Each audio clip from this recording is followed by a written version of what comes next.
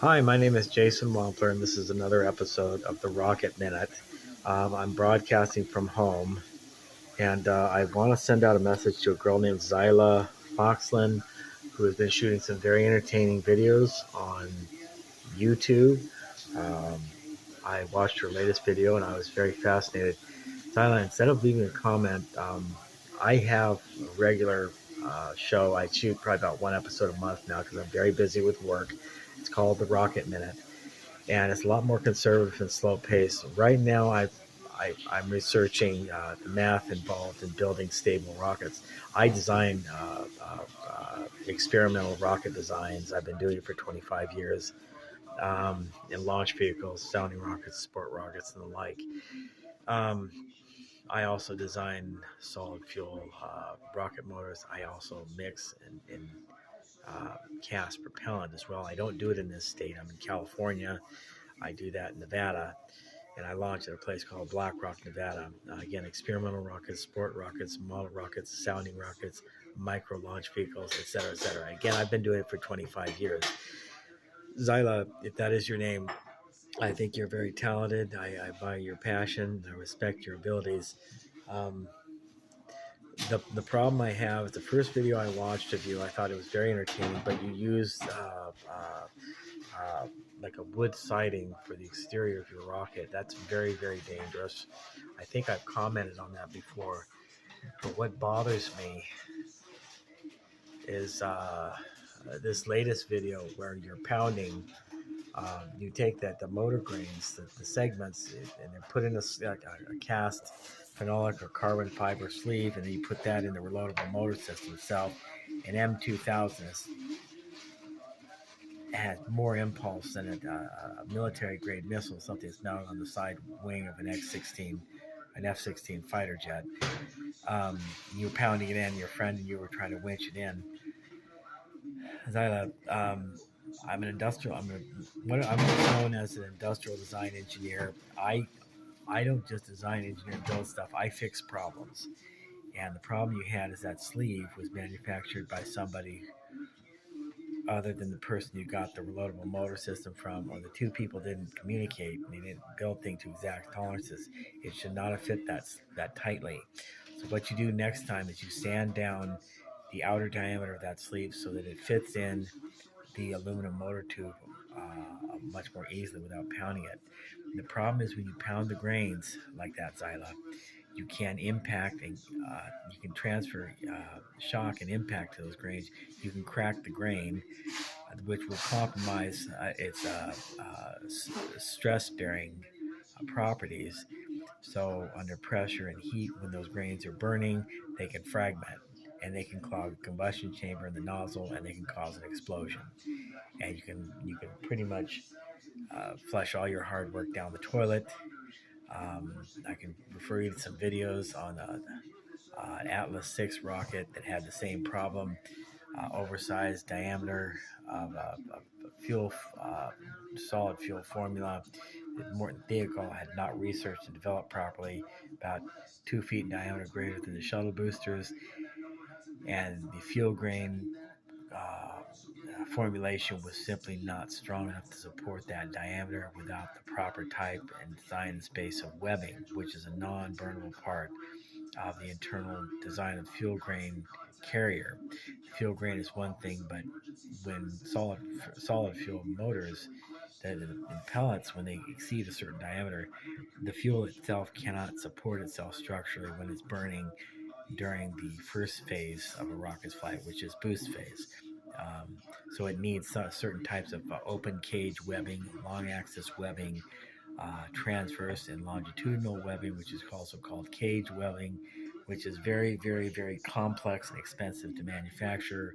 It requires procedures where the liquefaction of the solid fuel itself it be pressed and vacuumed in and then centrifugally packed in to fill in all the spaces for the caging, which structurally is non-flammable and structurally supports the grain as it's burning because of the extreme diameter of the solid fuel grain pellets, which in the case of the Atlas 6, I think the name of it were roughly 14 feet in diameter. I mean, they're very, or even greater.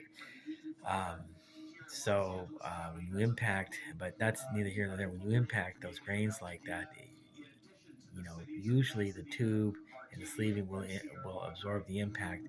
But you know what? All it takes is just one stroke of bad luck and a couple micro fractures somewhere to cause some type of misfire. And of course, if you're really unlucky, if you've got bad karma following you around, you can have a kiddo on your hands where it'll destroy the reloadable motor system, which it says around $400, $800, and the rocket, which you worked so hard on.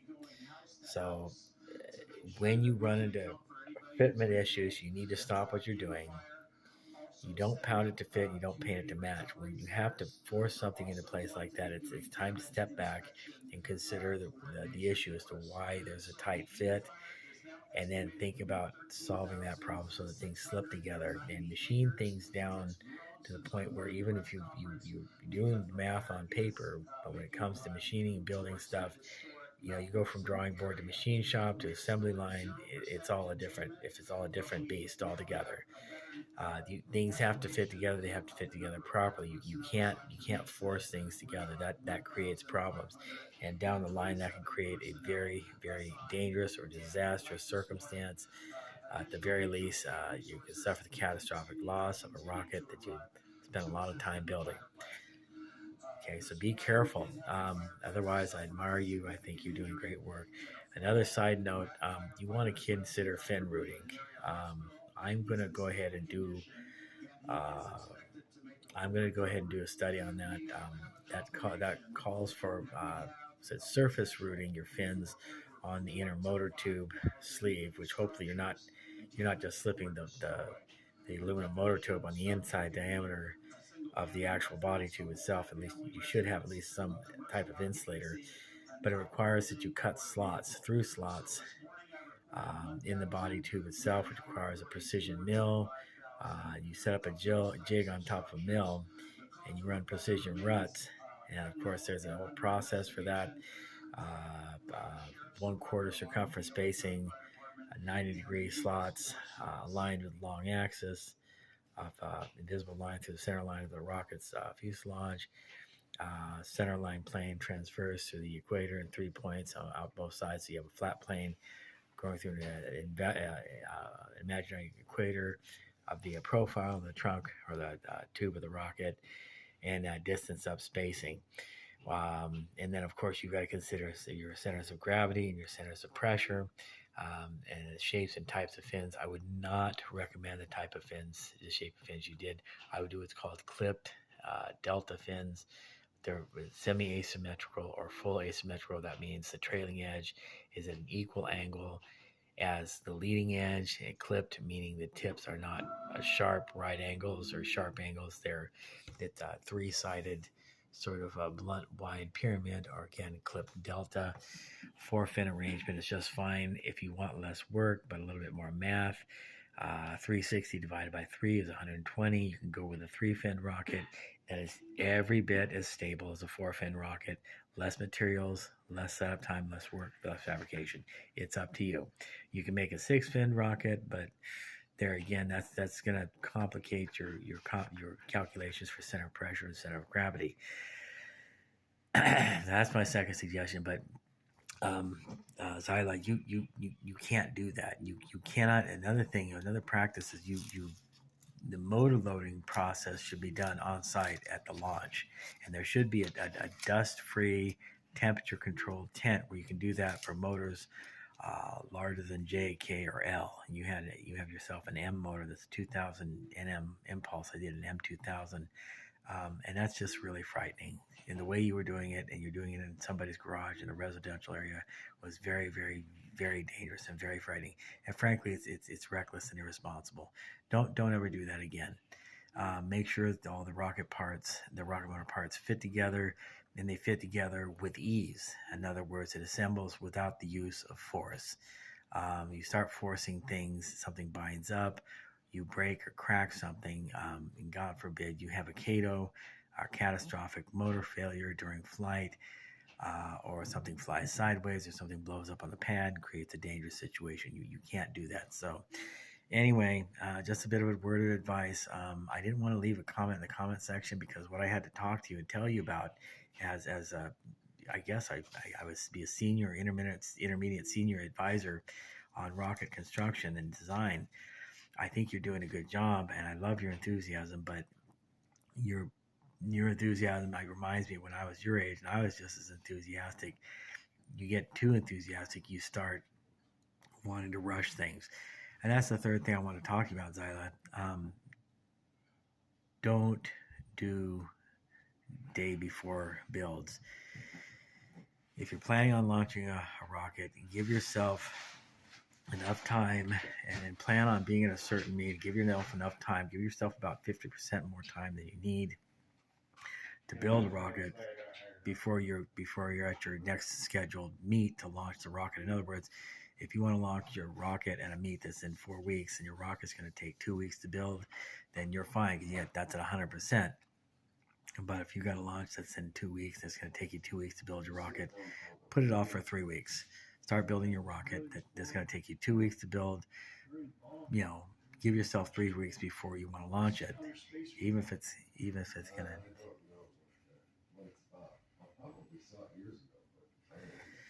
Anyway, my roommates are talking. So if you got a 2-week build, the rocket's going to take you 2 weeks to build. I can build a rocket somewhat like yours, but I use different material and construction methods that are a lot safer and more conservative, using a lot more tools. And I actually make and design some of my tools. You'll find in aerospace that you're going to have to make tools to make stuff, to make stuff, to make tools, to make parts for rockets.